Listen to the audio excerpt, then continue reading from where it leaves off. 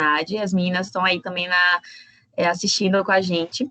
Eu só vou te sinalizar, né, e também te perguntar, né, se a gente pode gravar, porque a gente também tem um canal no YouTube, a gente acaba colocando todas as nossas palestras lá, tudo bem? Só não estou conseguindo te ouvir, seu microfone está desligado. Vê se está ouvindo agora. Agora sim. Ah, sim. Pronto. Então, gente, Yasmin, o NAD é um núcleo, né, de apoio e desenvolvimento estudantil. Então, a gente organiza algumas palestras aí, semanalmente. E a gente aceitou aí, né, montar esses 2 dias de palestras aí para os alunos da Unime, né? Então, muito obrigada de novo por ter aceitado participar, tá? Seja bem-vinda. E eu vou te apresentar rapidinho, depois se você quiser também se apresentar mais um pouquinho, fica à vontade, pode ser? Tá bom, pode ser. Então, gente, boa noite de novo. A Yasmin, ela é graduanda em nutrição pela FABA, Faculdade Bezerra de Araújo, lá no Rio de Janeiro. E ela vai trazer um pouquinho aí um relato, né, de uma experiência vivida. Então, eu espero que vocês curtam muito esse momento aí que a gente vai ter juntos, tá? E eu passo a palavra para você.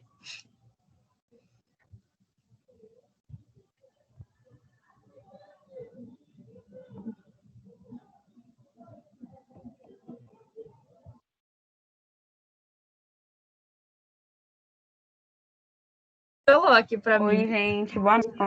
Oi? Pronto, voltou. Pronto. E como elas me fizeram desenvolver um transtorno alimentar. Né? Eu nunca fui uma criança magrinha, mas também não era uma criança obesa. Eu era simplesmente uma criança maiorzinha, assim, mas por não ser magra, eu a minha vida inteira fui caracterizada como uma criança gorda. Então, ao longo da minha vida, da minha infância, eu fiz diversas dietas. Minha mãe sempre me levou em diversas nutricionistas para tentar controlar o meu peso, né? E justamente esse excesso de controle do meu peso, de tentar me fazer ser magra, me fizeram chegar à adolescência já com obesidade.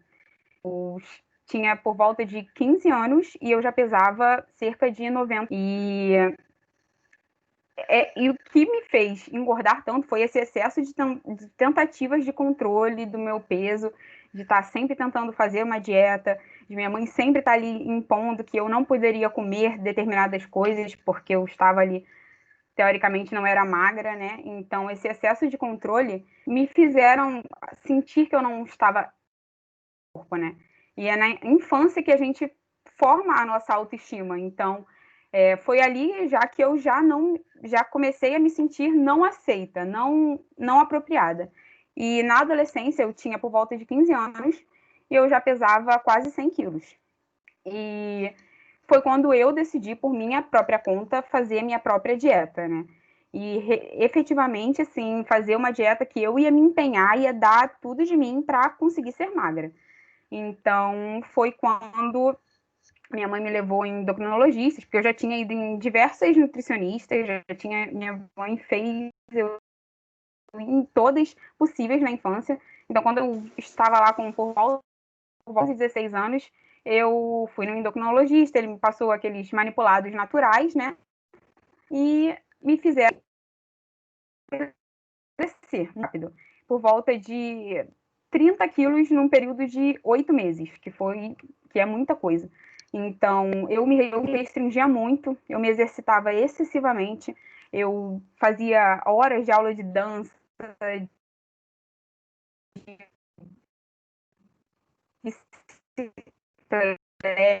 de jump. Essa coisa que eu fiz, né, me fez emagrecer muito, mas também fez eu desenvolver uma culpa ao comer. Eu emagreci muito, eu me sentia, a minha autoestima estava ótima, apesar de eu não achar que era o suficiente, eu ainda queria emagrecer mais, eu já pesava 60 quilos, que para mim é estar muito magra, quando eu pesava 94, 98, então eu emagreci muito, e eu simplesmente não me sentia bem ainda, eu queria ainda emagrecer mais. Só que eu, como eu já estava mais tranquila com o meu peso, eu entendi que eu poderia me permitir um pouco mais. Só que quando eu me permitia, eu me sentia extremamente culpada. eu sentia que aquele hambúrguer que eu comia no fim de semana, aquele chocolate que eu comia, iam me fazer engordar. Então, isso me gerava muita ansiedade. Eu ficava constantemente pensando em tudo que eu estava comendo. Se eu me permitia comer um chocolate, eu me sentia extremamente culpada, aquilo ficava batendo ali na minha cabeça, era como se eu tivesse aquela única coisa que eu comi de errado tivesse influenciado, iria influenciar em todo o meu ganho de peso, né? Então, eu desenvolvi uma culpa ao comer absurda. E isso me fez entrar num ciclo de episódios de compulsão alimentar, que inicialmente eram episódios, né? Eu comecei a me restringir por um período de tempo. Eu ficava um tempo sem comer nada que eu gostava, fazendo uma dieta bem restrita. E eu emagrecia, óbvio, porque as dietas restritas, elas emagrecem. Elas fazer loucura para emagrecer, emagrece. A questão é, como você mantém esse peso perdido, né? Então, eu fazia dietas loucas e eu emagrecia.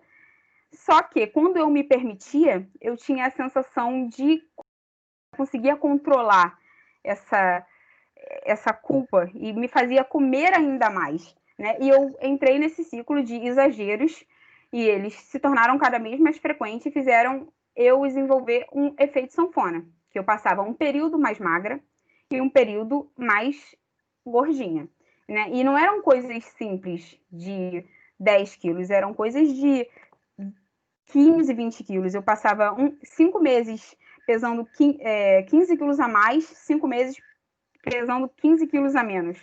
E esse ganho de peso, que eu emagrecia e engordava, eu tentava todas as dietas, eu tinha crises compulsivas, eu tomava laxante, tomava remédios, eu fazia qualquer loucura que você falasse, isso aqui emagrece, eu faria. Eu não tinha medo, então até quando a gente fala assim, pessoas obesas são preguiçosas, são sem determinação, não tem foco. Se tem uma coisa que eu tinha, era determinação, era foco. Se você falasse qualquer coisa que eu pudesse fazer, eu faria. Teria o que eu não fizesse. Então, eu tentei todas as dietas, eu cheguei a aplicar um remédio que o endocrinologista me indicou, que era insulina, que aplicava na barriga, que inibia a fome. E eu aplicava, eu não me importava o que era, eu só queria ser magra, né? Eu queria emagrecer a qualquer custo. E essa tentativa incessante de emagrecer e não conseguir me fizeram me frustrar. Eu já tinha tentado de tudo, eu já tinha tentado todas as formas e eu não emagrecia. Pelo contrário, cada vez eu emagrecia, depois engordava quando parava, emagrecia, engordava. E eu desisti de mim. Eu simplesmente aceitei que eu não ia conseguir emagrecer, que eu não ia conseguir ser magra e que o meu destino era me odiar e ser gorda. Então, eu fiquei extremamente depressiva. Eu entrei num quadro depressivo muito pesado, porque eu desisti de mim, eu não via mais sentido em viver. Porque se eu não podia, eu estudava nutrição, eu não conseguia me emagrecer. Como eu ia emagrecer as outras pessoas? E eu não sei se vocês sabem, mas o curso que mais tem estudantes com transtorno alimentar é o curso de nutrição. Porque a gente tem uma obrigação de ser magra, né? Uma obrigação de ter um corpo aceitável. Então, eu desisti de mim, eu não via ânimo, eu não via sentido em viver se eu não conseguia me emagrecer, não conseguia ter um corpo aceitável para mim mesma. Eu nem ligava muito para o que as pessoas pensavam, mas o meu padrão era muito alto e a gente tem um padrão muito alto de um corpo perfeito, um corpo aceitável, né? Então, eu desisti de mim. E realmente, assim, trancada dentro do quarto comendo. Eu tinha crises compulsivas terríveis. Eu tinha 5 vezes por semana, eu tinha crises compulsivas de compulsão alimentar. E a compulsão alimentar, ela é difícil de ser diagnosticada porque ela não depende só de você mesma. Porque por mais que eu identificasse alguns sinais de compulsão alimentar, eu tinha vergonha, porque as pessoas assemelham muito uma pessoa com compulsão alimentar a uma pessoa gulosa. E é totalmente o contrário. Uma pessoa com compulsão alimentar, ela tem vergonha de comer. Então, ela vai num rodízio, come 2 pedaços de pizza, chega em casa e come tudo que tiver na cozinha, escondido. Ela tem vergonha de comer. Ela não é uma pessoa que está em meio a todo mundo e come a beça. Não, pelo contrário, ela sente vergonha.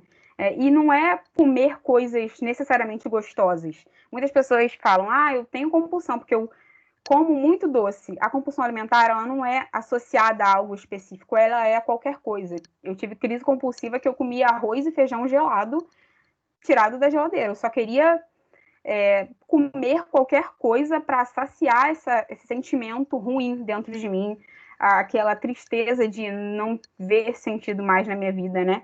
E por isso que é tão difícil, porque as pessoas ao seu redor não conseguem identificar porque você come escondido, e você mesma, quando identifica, você não tem coragem de falar para as pessoas porque elas vão pensar que é gula, que é...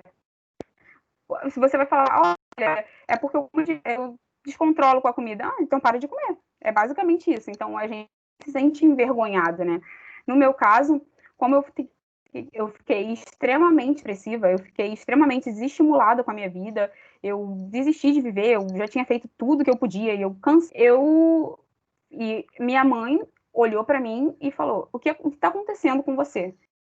Foi quando eu tive, por influência dela, por isso que é muito importante ter uma rede de apoio, né? De pessoas que estão ao seu redor, que vão poder te ajudar, porque no meu caso foi minha mãe, ela me incentivou a procurar ajuda psicológica. E foi eu fui, né, minha primeira psicóloga, e ela falou: Yasmin, você está extremamente depressiva, você tem sinais de ansiedade, de compulsão alimentar. E ela me encaminhou para a psiquiatra. E a psiquiatra, sim, me deu o diagnóstico de ansiedade, depressão e compulsão alimentar. E no meu caso, eu precisei tomar remédio, né? Mas eu via muito o remédio como uma forma de... como uma capa para proteger da chuva, mas ele não fazia parar de chover, né? Então, eu tomava o remédio, eu estava ok, ele me ajudou muito, mas a terapia foi fundamental para eu entender todas as questões que estavam atreladas a esse meu comer, né? Essa minha fome incessante, essa minha vontade de comer incessante. Então, eu tive um tratamento que durou em cerca de tem uns 2 anos para cá, né? Eu fiz terapia e eu ainda faço, porque eu acho que é fundamental que a gente continue o tratamento, porque a compulsão, hoje para mim, ela está silenciada já tem há mais de 1 ano, né? Eu não tenho nenhum episódio compulsivo, mas ela vive ali em pequenos detalhes, né? É uma culpa ao comer que a gente não sabe identificar muito bem, e enfim. E foi nesse meio processo que eu descobri, né? Que estudando assim, eu descobri a nutrição comportamental, que não é uma área nova da nutrição, mas é uma abordagem que ela está muito ligada ela busca ver mais os aspectos, o ser humano na sua integralidade mesmo, não simplesmente nos aspectos fisiológicos, né? Porque a nutrição atual, ela está muito ligada aos aspectos biológicos do ser humano, né? As calorias, os macronutrientes, ali ao corpo físico, mas ela se esquece que um ser humano tem uma integralidade, né? E importa também os aspectos emocionais e os aspectos sociais da alimentação. E eu voltei a olhar para a nutrição com os olhos que eu tinha antes, porque eu me desencantei muito com a nutrição, né, nesse período, né? Eu ficava assim, se eu não consigo me emagrecer fazendo dieta, como eu vou emagrecer outras pessoas? Eu sabia que não era assim que as pessoas conseguiriam ser mais saudáveis, que não era eu impondo que você tem que fazer isso aqui, que você iria efetivamente conseguir emagrecer, né? E foi estudando muito assim que eu pude entender que tem muitos outros aspectos que influenciam essa alimentação. Então, enfim, eu fiz um resumão, né, sobre a minha história e sobre um pouquinho da nutrição comportamental. E eu queria deixar assim como mensagem, né, de que nós somos muito mais do que um corpo. E essa obsessão por emagrecer a qualquer custo pode custar caro demais, né? Para mim, custou caro demais. Custou minha saúde mental, custou minha saúde física, e eu cheguei ao fundo do poço. Então, é importante que a gente, como profissional, tenha esse olhar mais empático, mais sensível, porque para os profissionais que provavelmente vocês vão se tornar, se vocês forem, a maioria que é psicólogo, é estudante de psicologia, que vai se tornar, se for da área clínica, vão ser pacientes como eu, que descontam as emoções na comida, que comem e nem sabem por quê, que não se entendem, que não entendem por que estão ali comendo o tempo todo, por que comem incessantemente, porque descontam todas as emoções na comida. Então, é importante ter esse olhar mais sensível a essas pessoas, né? Esse olhar mais empático. E, enfim, gente, é isso. Se vocês tiverem alguma pergunta, quiserem me questionar sobre alguma coisa, eu estou aqui.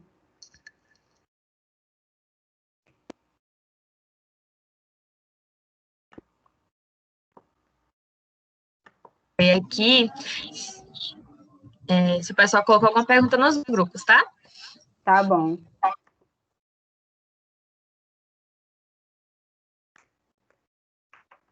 Antes disso, deixa eu te fazer a primeira pergunta.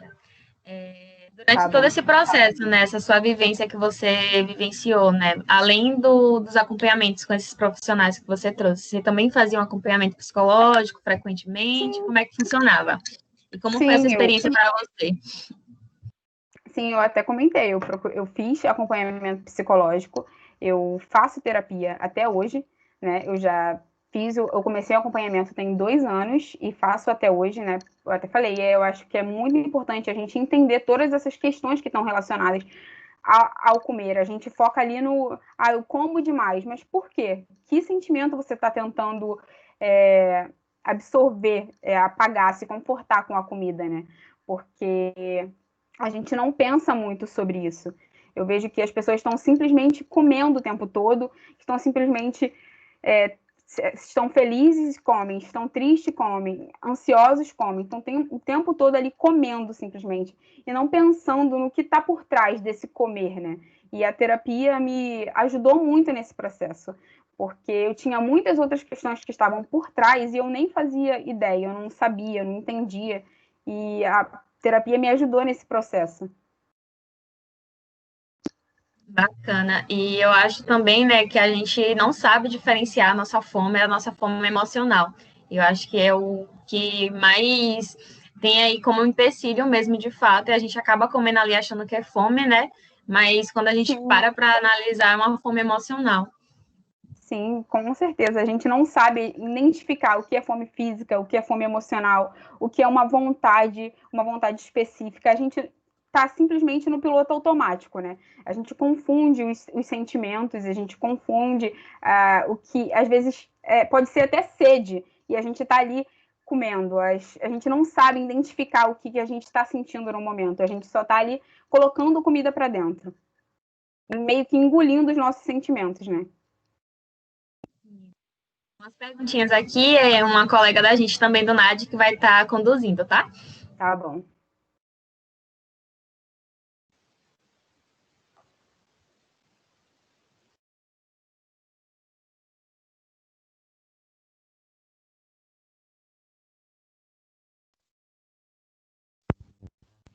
Me sinalizem se vocês conseguem me ouvir. Sim, sim. Pronto. Meu nome é Alice, vou estar apresentando para vocês, né, para você algumas perguntas, né, que os participantes fizeram aqui no nosso grupo, tá bom? Tá bom. A primeira pergunta, né, fala assim: como lidar com comentários negativos que vêm do próprio ambiente familiar a respeito do corpo?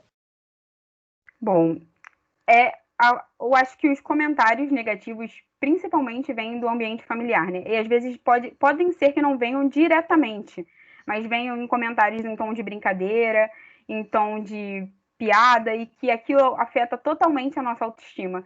No meu caso, na infância, eu não fui muito criticada relacionada ao meu corpo, mas a ação de todo mundo ficar impondo que eu tinha que fazer dieta, automaticamente para mim era um posicionamento de que meu corpo não estava aceito, né? Não era aceito, não era certo. Então, é difícil você lidar com comentários alheios, mas infelizmente eles vão estar ali, porque no meu caso, eu conversaria, né, com essas pessoas, mas isso, se você não se relacionar bem com essas pessoas que estão, se você não conversar necessariamente com essas pessoas que estão comentando sobre o seu corpo, elas vão continuar. Se você não falar que aquilo realmente está te incomodando, elas vão continuar, porque para elas é brincadeira, é piada, é em tom de ironia. Então, assim, você tem que falar que aquilo não é legal, que aquilo ali te incomoda, que aquilo te magoa. Porque, e se persistirem, infelizmente, se afastar, porque não dá para manter na sua vida pessoas que estão ali constantemente fortalecendo comentários negativos sobre você. Verdade. Vou te fazer agora uma outra pergunta, tá bom? Tá bom. Que, inclusive, eu achei super interessante, né? Que é referente ao momento que a gente está vivendo agora. Uhum. Você acha que nesse momento de pandemia as pessoas têm sofrido mais em relação à própria imagem e à alimentação? Eu acho que sim, com certeza, né? Até porque as pessoas, em geral, que agora estão em casa, né? Agora as coisas estão voltando um pouco mais ao normal, mas grande parte das pessoas tinha uma vida ativa, né? Faziam coisas, iam para o trabalho, se movimentavam, tinham uma vida mais agitada. E se agora elas estão em casa, provavelmente elas estão menos ativas, e se estão muito ansiosas, se estão muito desconfortáveis com essa situação, provavelmente elas estão descontando muito mais as emoções na comida, né?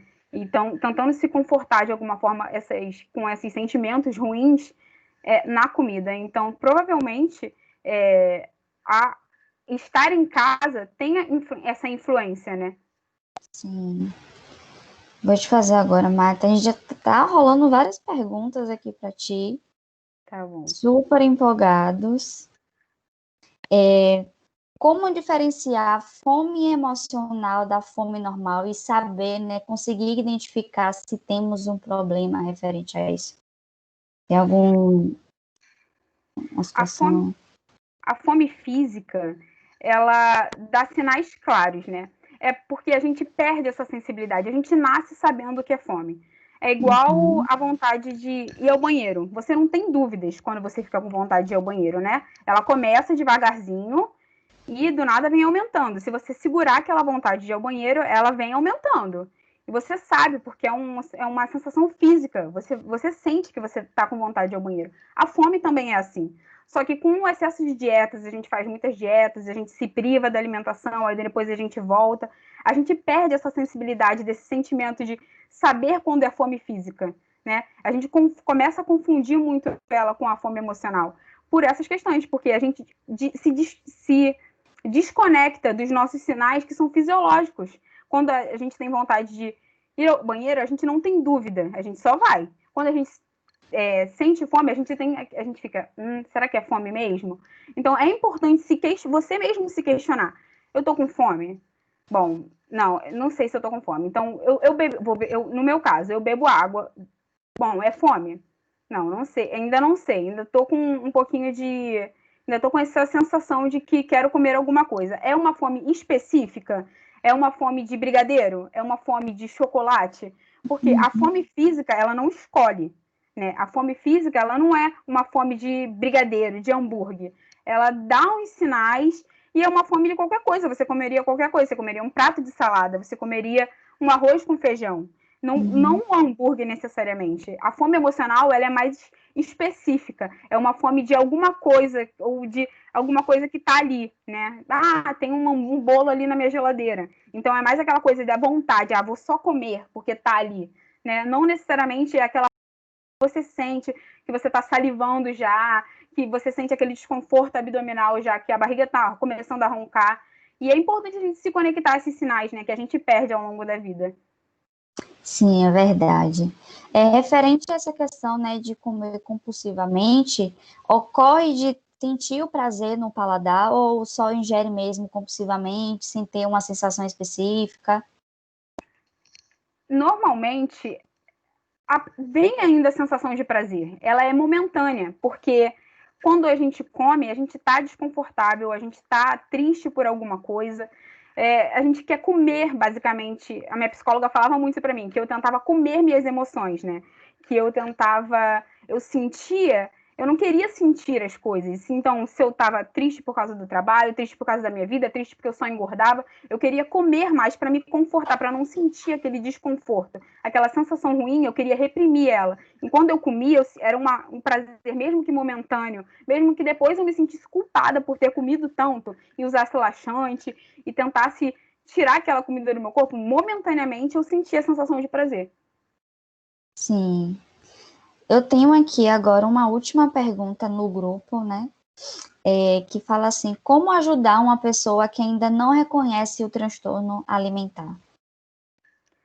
Bom, é difícil se a pessoa ainda não se identificou com alimentar. É difícil, você tem que chegar com cautela até ela, porque a gente não, se ela ainda não reconheceu, para ela pode ser como um insulto, você falar que ela está comendo demais ou que ela está comendo exageradamente.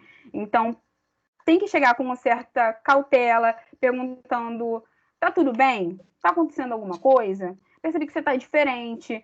Ou tem que ser coisas mais suaves, porque se você chegar falando que ela tá comendo demais, ou que ela tá simplesmente descontrolando na comida, ó, você tá comendo toda hora, tem alguma coisa errada aí. Para ela pode soar como uma coisa ruim, ela pode justamente piorar o quadro de compulsão e comer mais ainda escondido e pensar: não tem que me esconder mais, estou comendo muito visível, né? Porque a gente sente uma vergonha de comer em frente a todo mundo. Então, pode acontecer dela reprimir ainda mais esses sentimentos. Então, tem que ser com certa cautela, perguntar se está tudo bem, se está tudo legal, se ela...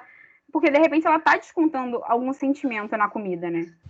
Sim, é até uma dúvida minha, né? Porque existe essa negação consigo mesma, né? Com referente ao que Sim, você com está certeza. sentindo, passando. Então, assim, como é que a gente pode, de fato, a gente quer ajudar alguém que está passando por isso e que é visível, mas essa pessoa se nega, ou até pode até afirmar que não está passando por nada, que está tudo bem. Mas é visível que existe uma problemática. Como é que a gente pode ajudar esse indivíduo, mesmo ele estando em negação consigo, né, com as suas questões pessoais? Como é que a gente pode tomar a iniciativa do reconhecimento e passar para uma atitude? Então, exatamente dessa forma que eu falei, introduzindo um assunto com mais cautela, né? Então, falando: olha, eu tenho percebido que você está agindo diferente, que que você, sabe, são exatamente as palavras que você vai usar para abordar essa pessoa, né? Porque a gente que tem compulsão alimentar, a gente tem muita vergonha, é uma vergonha extrema de comer.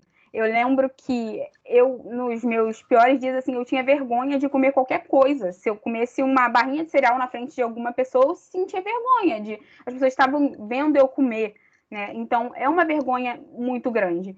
Então, é importante que meio que introduza o assunto, mesmo que seja: eu estava lendo sobre esse assunto e eu percebi que você tem comido, assim, sabe, mas introduzir sem que seja de uma forma ofensiva para ela, que ela faça ela se sentir mal, se sentir e tente reprimir os sentimentos dela. Entendi. Você acha que as dietas que te privam de comer, o que é que você acha desses tipos de dieta? Que priva você de comer e como fazer uma dieta, vamos dizer que saudável?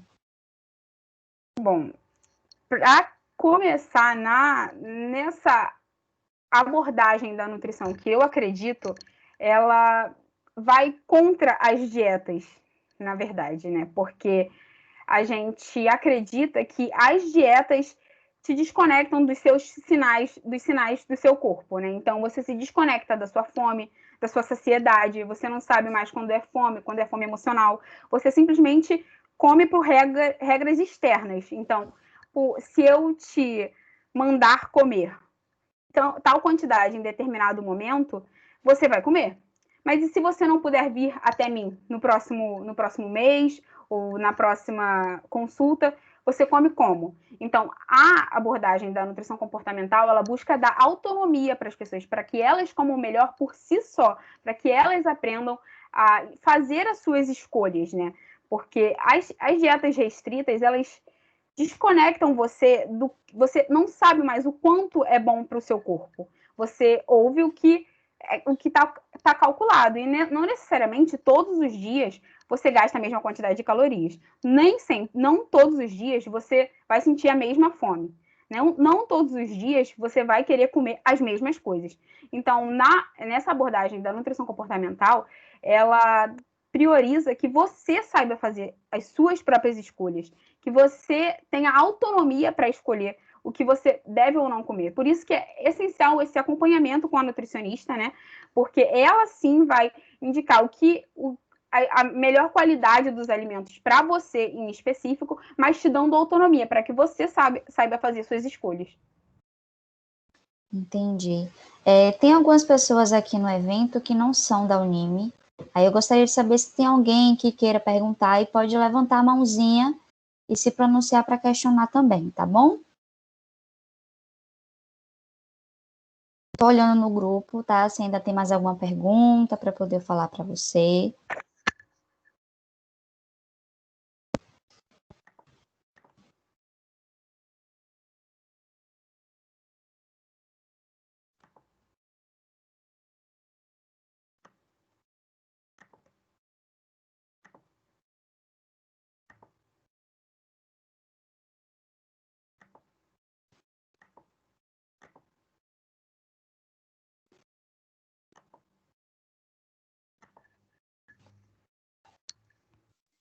Eu acho que as perguntas foram essas.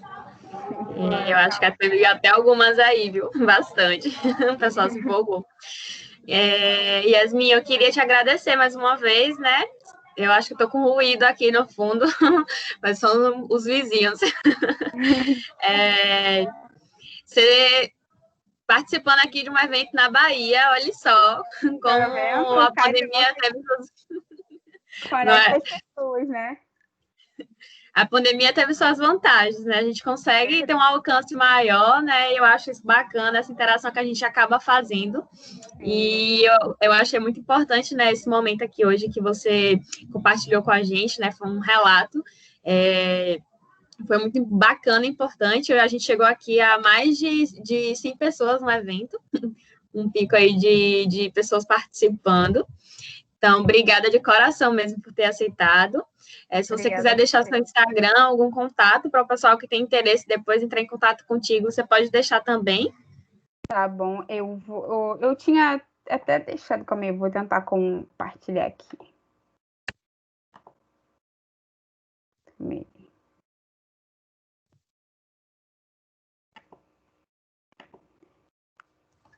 Tá aparecendo aí para vocês? Sim. Então, se alguém quiser me seguir lá no Instagram, eu falo muito sobre. Eu sou estudante ainda, né? Então, eu estudo muito e falo muito sobre nutrição com foco em uma boa relação com o corpo, com a comida, né? Sem focar necessariamente em dietas. Então, é isso. Se alguém quiser me seguir lá. Depois você passa essa lâmina também para as meninas que fizeram contato contigo e a gente acaba compartilhando lá no nosso grupo que a gente tem, pode ser? Tá bom, pode deixar. Gostaria de agradecer pessoalmente a Yasmin, o convite que eu fiz a ela. Eu acompanho ela no Instagram e gosto muito dos posts, então se vocês quiserem acompanhar, eu super indico.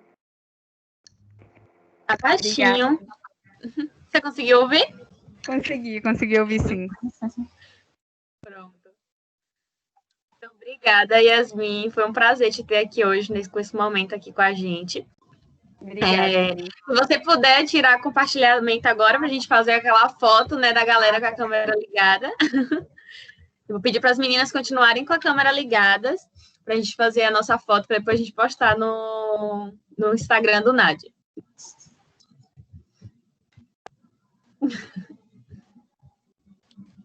Pronto, acho que foi.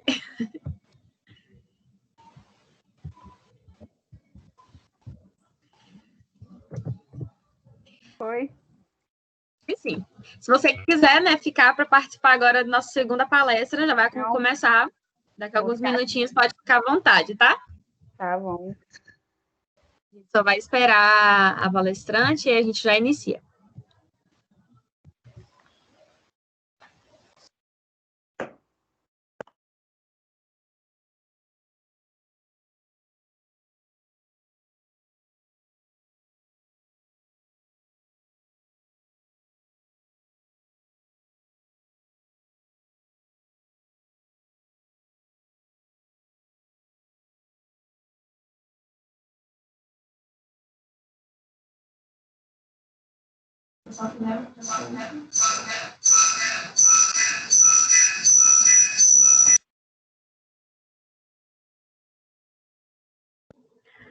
Oi, Suzana, boa noite. Olá, boa noite a todos, tudo bom?